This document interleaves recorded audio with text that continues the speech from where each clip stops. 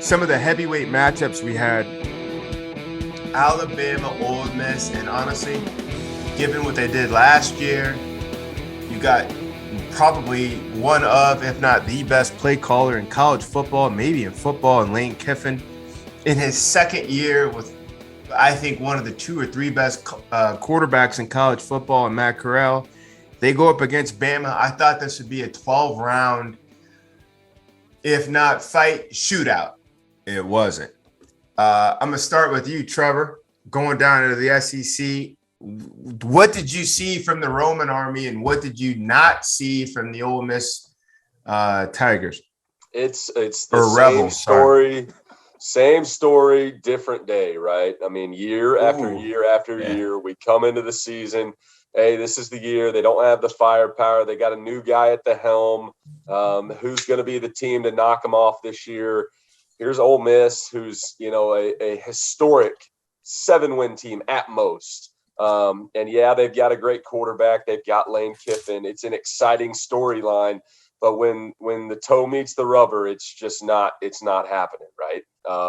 You saw the Alabama defense and really their offense as well flex their muscles. Bama was Bama again this week.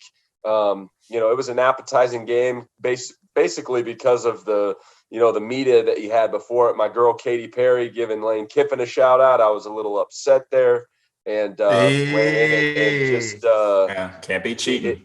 It didn't happen for him. That being said, I think Matt Corral is a great player. If he would have came in, I think he's right in the driver's seat for the Heisman. But at this point, I think it goes the other way, right?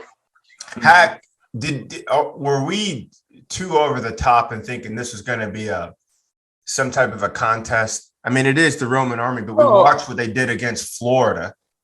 And that came down to a 2-point conversion, ball in Florida's hands, really game in their hands. Then here comes Kiffin, who knows the Bama, he knows the Bama way protocol inside and out. And he has a great signal caller. Did we overestimate Ole Miss's chances in this deal? No, I absolutely don't think we did. I think they lost a lot of momentum from the jump with going out there, and I know it's in Kiffin's DNA. I know it's in Corral's DNA, but a couple of those, fourth down, let's go for it. We're a little skeptical. And the thing is there's a time and place, and you have to feel that with it within a game. And I think Kiffin just shot his shot real early, hoping that he'd get some momentum. But when you do that with a team like Alabama, who's coached as well as they are, if you give them short fields, they're going to take advantage of it. And I think really it was more so Ole Miss put themselves in a hole early by being too aggressive and not letting the game come to them and stay in the flow of it. And then once it got out of hand, they were just playing catch up. Right. And Alabama took advantage of it. And that's another trait of a really good football team. So I think the hype was warranted at the end of the day, but I think very early on in that game, Kiffin threw his right hook, and he threw it with everything he had. But Alabama just kind of sat back and countered and let the game come to them. Bryce Petty, what other mentality could they come in with if not throwing dice on most of those early fourth quarters? Because it's the Roman Army. You may take out of the first wave, here comes the second wave. You may get them in the first half, here comes the second half. If they don't do that, Bryce, then what are they left with? Or was there another method of attack, in your opinion, to go get these guys?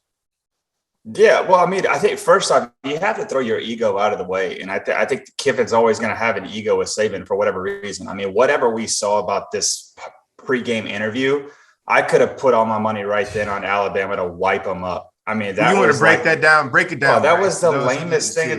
Break it down. That was Kiffin hitting on Saban's girl at a bar, and a girl being like, "No, I'm okay. I'm with him." Like that. That was the lamest thing I've ever seen. What happened though? For those who didn't. Yeah. See. Okay. Yeah. So you have an obligation as a coach, rather, to have, especially in a big game like this, a pregame interview. Right? Teams come out. The kickoff is about to happen. You do a quick little 2-question interview.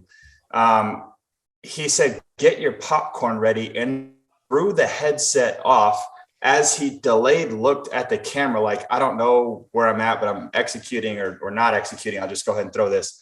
And then did like this kind of slappy jog off to the side. Like, it was just bad. It was really, really bad from the jump. So if that's what was in the locker room beforehand, like, I think they had much bigger problems. But to your point, George, this is, you don't take out the Roman army in one punch. Like, everybody knows that. You have to understand and look at the longevity of the only way that you get deemed the Roman army is because you've been doing this for years. You have been crushing people, towns, cities for years.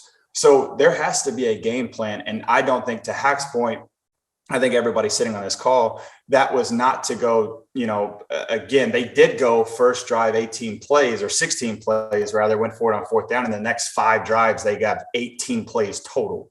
Right. So to me, the game plan is not to go, in Hack's words, to go shoot your shot right then, because you don't put your team in any chance to stay with him. I think beating Saban, you have to be with him in the long run. It's a third quarter, fourth quarter. You have to stay in the game and you don't beat yourself. Florida did that. Correct. Did that. Yeah, 100%. You sat there and you watched Florida do it. Like, that's how Florida did. Man. And Johnny Heisman too. And they went out there and beat him a couple of years ago. I mean, they were in the game in the fourth quarter, right? So that he is just known for, to your point, the first wave, the second wave, the third wave. These guys are so good.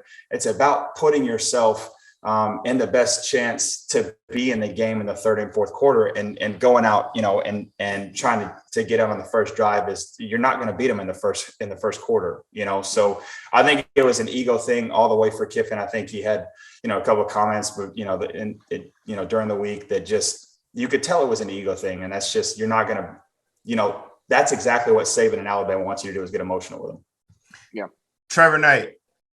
So I'm just going to fast forward you past today, because it was the Roman army. They lined up, they marched, it was over with. That's another village. Outside of Athens, Georgia, who is the biggest, baddest threat? And I don't really care about ranking. I'm talking locker room and leadership, who can go up and knock out the Roman army. Well, historically, in the past 5, even 10 years, that's been Clemson, right? And we've seen that, and they've had success. That's obviously not them this year. And so who's going to be that person to step up and really be number 2 and hopefully get lucky on any given day? I think it really comes down to 2 people right now, and it's the Big Ten. It's Ohio State or it's Penn State. We talked about Penn State. If they get through that gauntlet, they're in that conversation. If not, it's Ohio State's to kind of lose there. Bryce, he said Ohio State, Bryce, in case. Yeah. Just Ohio State, Bryce. It's Ohio State in Columbus. Okay, go ahead. Proceed. It's a different shade of red and